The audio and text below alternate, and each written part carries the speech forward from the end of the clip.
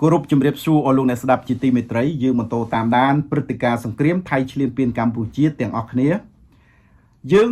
ទាញអារម្មណ៍ទៅស្ដាប់អំពីសភាពការនៃការចូលខ្លួនមកអន្តរាគមន៍ពីភាគីចិនបែបការទូតទៅកាន់កម្ពុជានិងថៃដោយចិនលើកឡើងថាភាគីទាំងពីរត្រូវកាត់បន្ថយឲ្យបានជាអតិបរមានៅក្នុងការបង្កភ្លើងសង្គ្រាមនេះឲ្យកាន់តែខ្លាំងទៅក៏ប៉ុន្តែជាក់ស្ដែងសម្រាប់យើងជាខ្មែរគឺបានដឹងហើយថាសង្គ្រាមនេះថៃបានឈ្លានពានមកកាន់កម្ពុជាតែដោយឡែកសម្រាប់ប្រទេសទី3ដែលគេចូលខ្លួនមកអន្តរាគមន៍គឺគេត្រូវតែប្រើប្រាស់ភាសាការទូតដូច្នោះហើយយើងក៏មានសេចក្តីត្រេកអរផងដែរនៅពេលដែលភាគីមហាអំណាចដែលជាស្ដេចនាគនៅអាស៊ីចូលខ្លួនមកពាក់ព័ន្ធនៅក្នុងការចង្អុលបង្ហាញឲ្យរកវិធីស្រុះស្រួលគ្នានេះហើយកាលពីម្សិលមិញដូចគ្នានៅថ្ងៃទី15នោះក៏យើងបានឮសម្លេងចេញពីលោកត្រាំបង្ហើបពីសីតវិមានមកថាសង្គ្រាម8តំបន់លោកបានបញ្ចប់អស់ទាំងហើយនៅឡើយតែប្រទេសថៃនិងកម្ពុជាតែប៉ុណ្ណោះនិយាយជារួមទៅភាគីកម្ពុជាគឺមិនបានបង្កសង្គ្រាមហើយក៏មិនចង់ឃើញភ្លើងសង្គ្រាមដែរក៏ប៉ុន្តែភាពកក្លឿននៅក្នុងការឈ្លានពានរបស់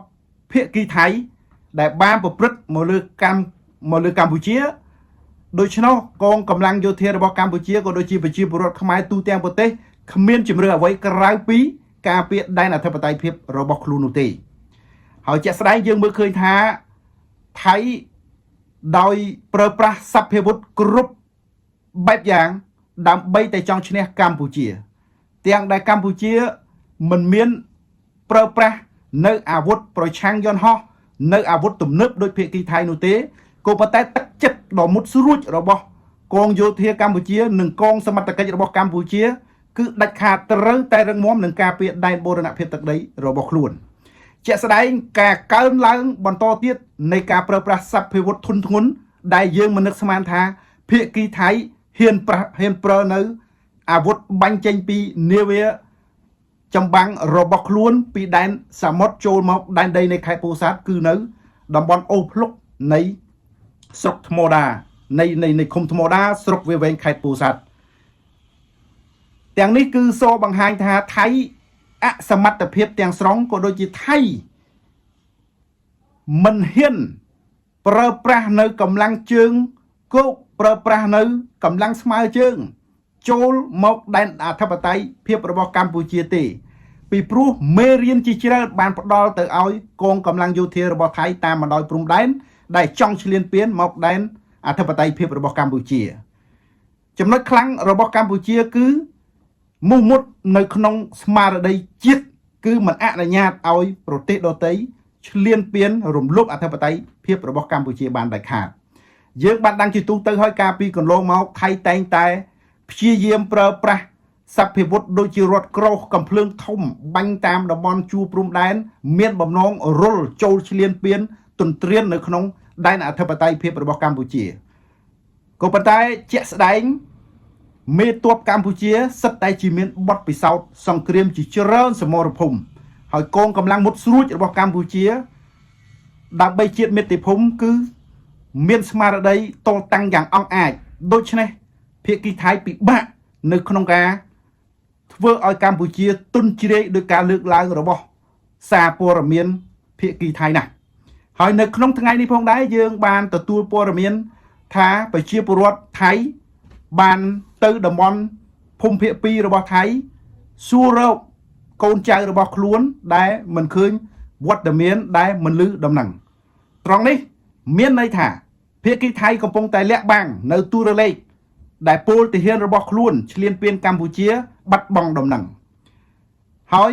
សម្រាប់ភាគីកម្ពុជាដោយដែលអស់លោកស្រីបានដឹងហើយមិនរំលោភបំពានភាគីថៃទេក៏ប៉ុន្តែនៅការពារព្រំប្រទល់ដែនដ៏អង់អាចក្លាហានខ្មែរប្រទេសតូចក៏ប៉ុន្តែទឹកចិត្តទាំងយោធាទាំងពលរដ្ឋទាំងកម្លាំងអាវុធគ្រប់ប្រភេទរួមគ្នាតែមួយដើម្បីការពារបូរណភាពទឹកដីនៅក្នុងចំណុចនេះពិភពលោកក៏កំពុងតែតាមដានចំពោះសង្គ្រាមនេះផងដែរដែលថៃប្រើប្រាស់សព្វាវុធមិនសមាមាត្រជាមួយនឹងកម្ពុជាទាល់តែសោះហើយ អង្គការអន្តរជាតិក៏ដូចជាអាស៊ានទាំងមូលក៏កំពុងតែផ្ដោតយកចិត្តទុកដាក់នៅក្នុងការតាមដានសភាពការផ្សេងដែលវិវត្តបន្តបើទោះបីជានៅក្នុងកលៈទេសៈរៀងយឺតយ៉ាវបន្តិចចំពោះកិច្ចអន្តរាគមន៍ទាញភាគីថៃឲ្យចូលតុចរចាអនុវត្តទៅតាមនីតិវិធីច្បាប់អន្តរជាតិក៏ដូចជានីតិវិធីនៅប្រជុំម៉ាឡេស៊ីអនុវត្តកិច្ចព្រមព្រៀងសន្តិភាពក៏ដូចជាកិច្ចព្រមព្រៀងបទឈប់បាញ់យ៉ាងណាក្តីក៏ប៉ុន្តែសកម្មភាពរបស់អន្តរជាតិចាប់ផ្ដើមធ្វើចូលមកដល់ក្នុងដែនប្រទេសយើងហើយតាមរយៈដោយដែលលើកឡើងកាលពីមុននេះបន្តិចភាគីចិនចាប់ផ្ដើមបន្លឺសម្លេងបែបការទូតទៅកាន់ភាគីថៃហើយនិងកម្ពុជាហើយមានន័យថាសង្គ្រាមនឹងវិវត្តទៅរកភាពចប់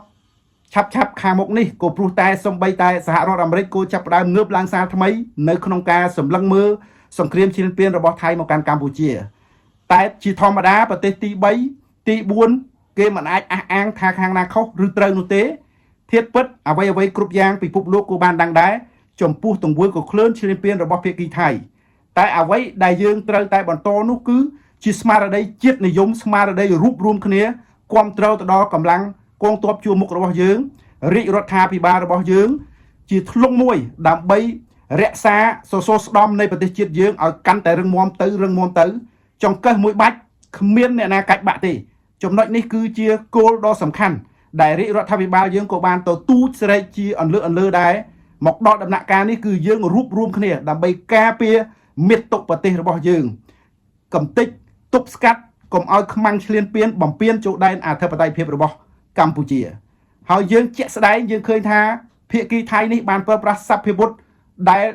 ពិភពលោកមិននឹកស្មានដល់ហើយបាញ់មិនរឹសគោលដៅជាក់ស្ដែងយើងឃើញបាញ់កំទេចប្រាសាទនានារបស់កម្ពុជា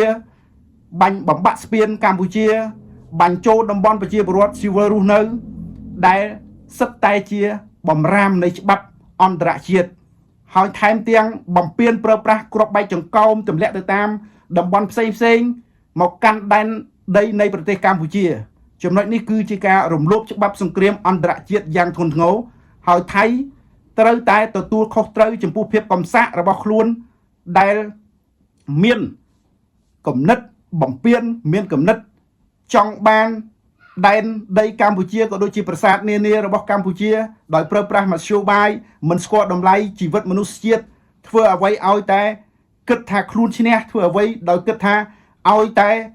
ទ្រុឌទ្រោមនៃកម្លាំងប្រដាប់អាវុធរបស់កម្ពុជាក៏ដូចជាប្រជាពលរដ្ឋរបស់កម្ពុជាមានការផិតភ័យ